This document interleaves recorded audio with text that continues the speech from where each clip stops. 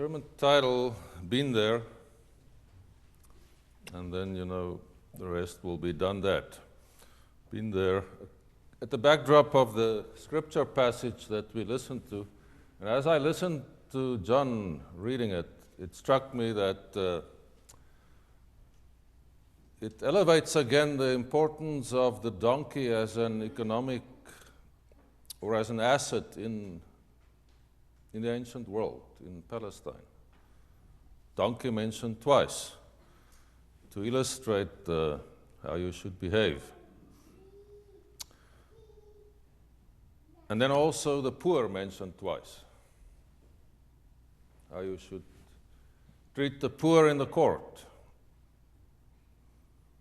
Not to be partial to them, but to be fair. And then again, do not deny the poor justice in your court. Be fair. Perhaps an interesting indication of the underlying conversation and the tension in ancient society about that aspect of society, how to deal with the poor, how to deal with that category of people. Today is the Sunday that we planned a while ago with the Adult Christianate Committee to address the second theme of what we think are important milestones or guidelines in the way of being or becoming a non-fundamentalist or a non-literalist Christian community with a view on the Bible that is not fundamentalist or literalist, because that's in the end where it starts and where it ends. What is your view on the Bible? How do you read it? In a literal sense or more towards the metaphorical sense? Last week I tried to share a few thoughts on the first principle that we think one should acknowledge, and that is that Jesus is our way of experiencing and accepting the revelation of the sacred, our way to God. And as it is expressed in the unison prayer as well today, that there are other religions also trying to respond to the presence of God and God's Spirit around us, and that we should acknowledge and accept that there are other ways as well to the sacred. Don't want to repeat last week's sermon, so I'll carry on with today's.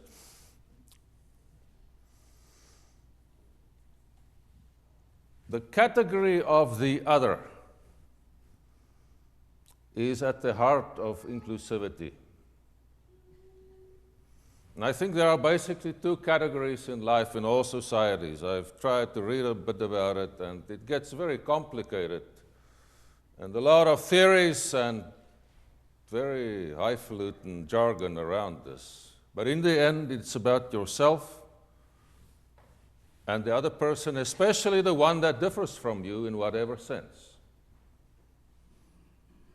There is one main category, yourself, and then outside lies the other category that we tend to split up and divide further into other categories, subcategories, depending on what our situation is, what we are experiencing at that stage, what our context for our lives is at that stage. Different categories. I've mentioned that in this passage I think there is testimony or evidence that dealing with the other has been also part of the ancient world and in the biblical world specifically. How to treat the one that differs from you, the other. It is firmly part of Christian tradition in the Old Testament and in the New Testament, especially in the teachings and the life of Jesus. That is a central theme. Inclusivity. We say it very often, and I try to say it every Sunday. Everybody, all are accepted. You are welcome here. We are an inclusive community.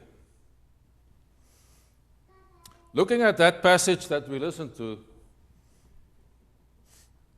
it is part of the book of Exodus, which deals with Israel's journey from Egypt, entering into the desert on their way to the Promised Land. It describes their sojourning in Egypt and the experience of Israel as God as the one freeing them from slavery and from oppression, and promising them a new existence that differs from the sojourning existence as aliens in a land where their lives were at risk, where they were denied certain privileges, where they were suffering and could not, like the rest of that society, experience the fruit of their labors. But they worked mostly for the benefit of others. Being at risk and being on the road and being aliens in their place of residence, that wasn't strange for Israel. It was part of their formative identity. Think of Abram, that core story about their identity. Where do we come from? We start with Abraham. Experiencing the call from God to pack up and move to a different place, to the land of Israel.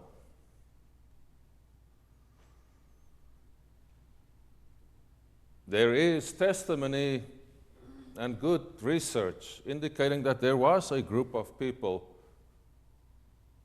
in the ancient world, more or less at the time that Israel's journey through Egypt was taking place, or from Egypt was taking place, called the Chapiru. And one can see that perhaps Hebrew, the word Hebrew, comes from that, or Ibri, as it is written in Hebrew. The Chapiru being a people that scholars think come from somewhere in the Mediterranean Sea and moved to Palestine in ancient times. And they were skilled laborers or craftsmen that would move around and practice their trades and settle in one place, and then at some stage they would pack up and go again. A migratory kind of people.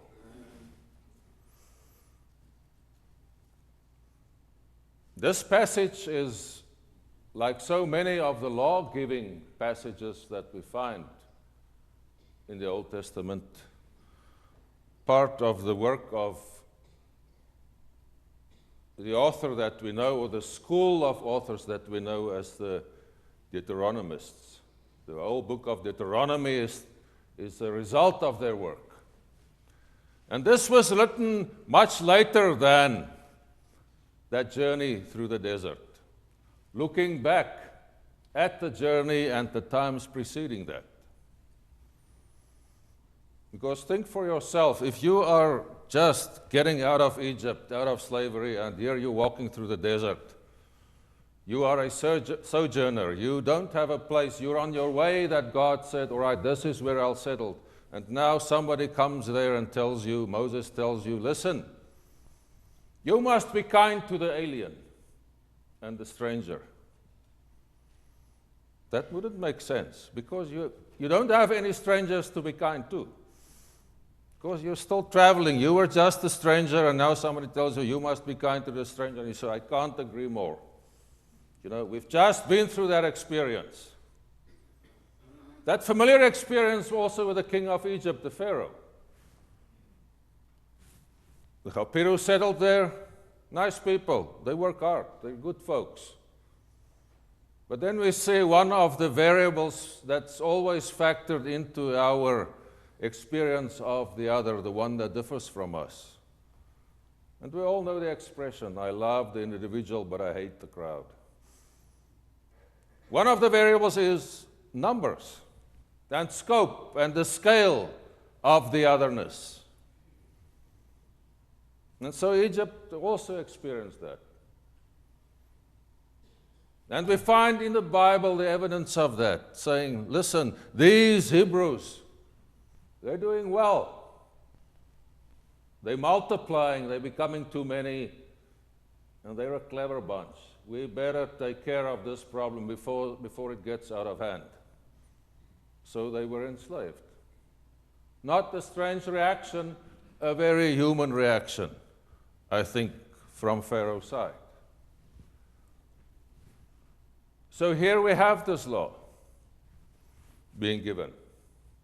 Looking back at Israel's situation from a settled perspective, where they were already in the Promised Land. The Deuteronomist, the lawgiver, says, hey, you must be kind to poor people, and remember that you were yourself aliens, resident aliens, when you were in Egypt. That major example for them. Remember that you were sojourners yourself. And it's interesting that in the Bible, that in the Old Testament, that the resident alien is always paired up with the widow and the orphan, as categories of people in ancient society that were economically vulnerable. They were marginalized, they didn't have a standing as the other people in society, and therefore economic destitution was probably what would happen to most of them. So this lawgiver says in your courts, as a society, don't treat the poor favorably because they're just because they are poor. Be fair. But also remember, on the other hand, don't deny them justice. Be fair to them. Treat them like you would treat everybody else.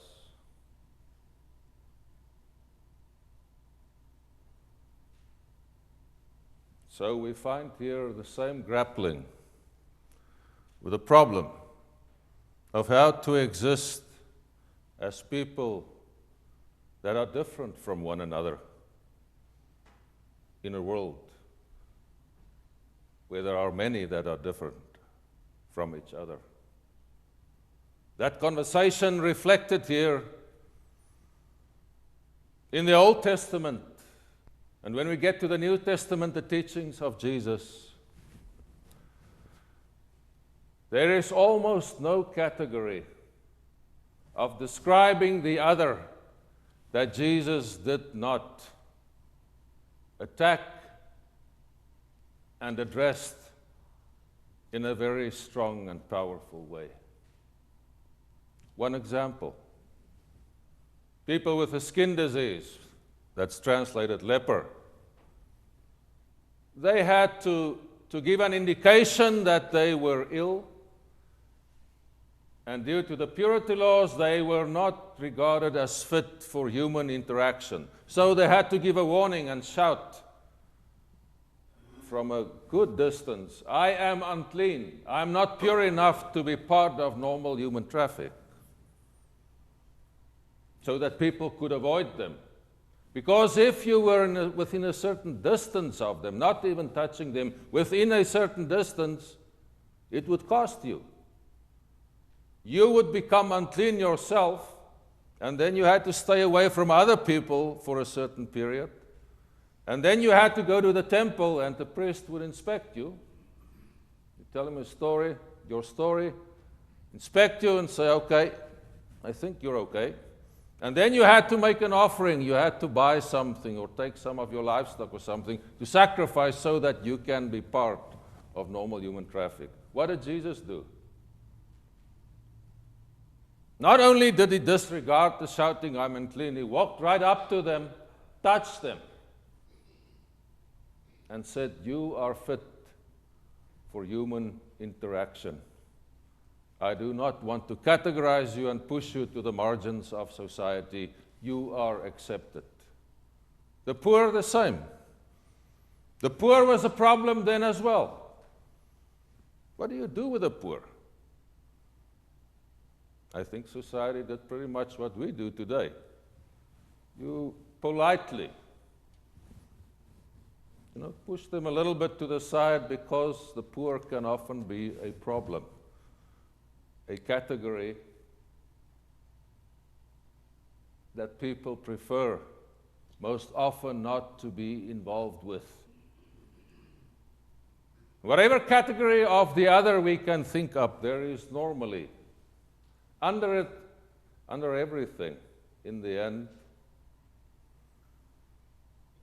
especially when the numbers become sufficient, fear in us. Fear that something of value, something valuable to us will be taken away from us. Either material possessions, or, and I speak as a South African, where we were a small minority in our country, still are, my people, the Afrikaners, that your whole identity will be lost because just of the sheer weight of numbers. And personally, I know that fear. Living as a people, let's say 3 million, in a continent of 800 million people that differ from you and have a different value system, etc. So as a fellow human being, I understand the fear that goes with facing the other in big numbers, whatever the category of the other may be. I recently read something interesting, in fact last week, that I was astounded about. And that is about Abraham Maslow, the famous psychologist, the guy with the pyramid.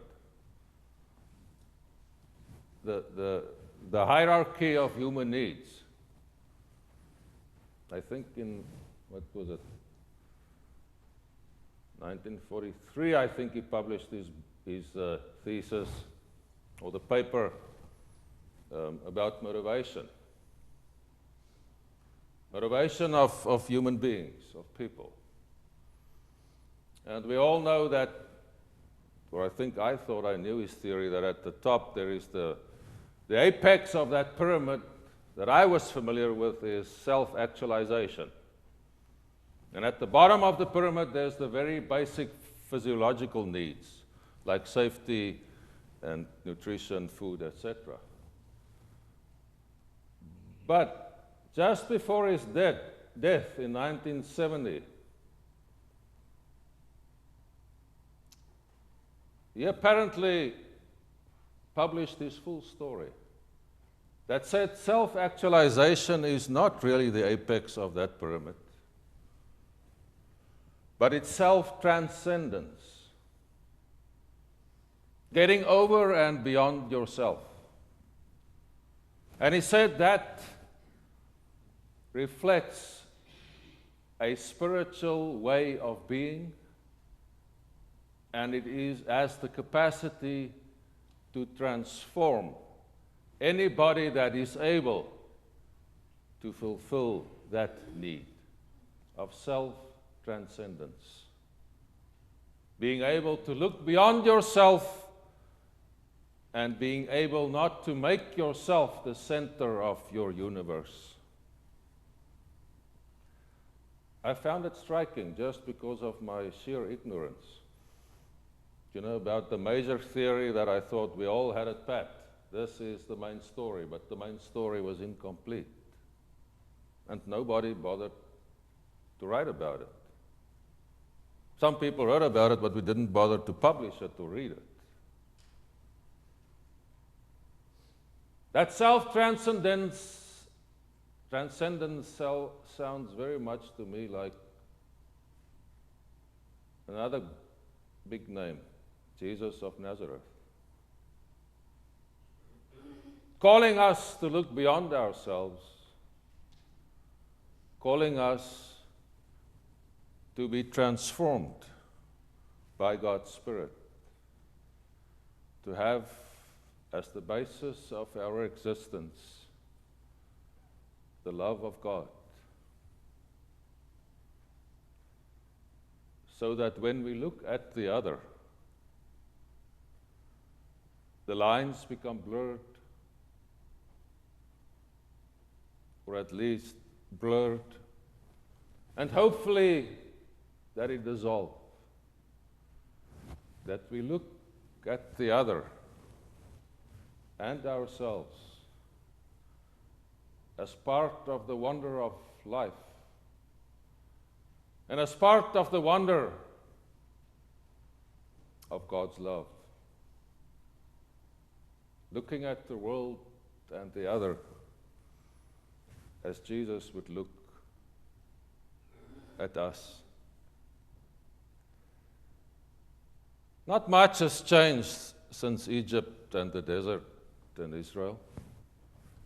We still grapple with the same questions.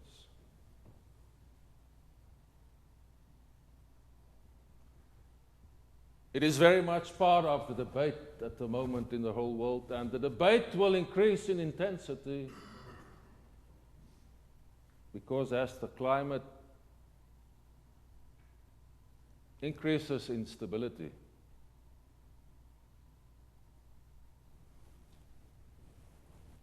the flood of refugees and others entering into places where they have not been before will be compounded and grow exponentially.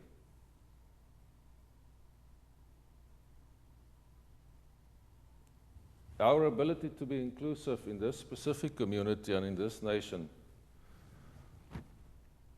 is also at the moment being tested and will be tested in the future. Because we've done the open and affirming thing. We've been there, we've done that.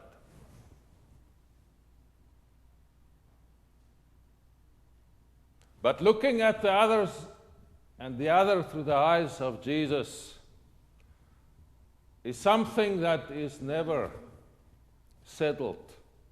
There is always a new challenge and a new appearance of that because we are people, we are human. And in our community, being inclusive at this time also applies to the spectrum of political thought. And I want to call on you, as I've done so many times before, let us not look at the other with contempt and with animosity, but with the love of God. And as God's people, being and growing into the beloved community, be God's people, where we find one another through nimble thought and courageous action and hearts filled with compassion, so that we can drive away darkness of fear and of animosity and embrace one another and really be inclusive and a light to the world. May God's Spirit lead us there and give us the wisdom and the patience to journey in that way and towards that goal. Amen.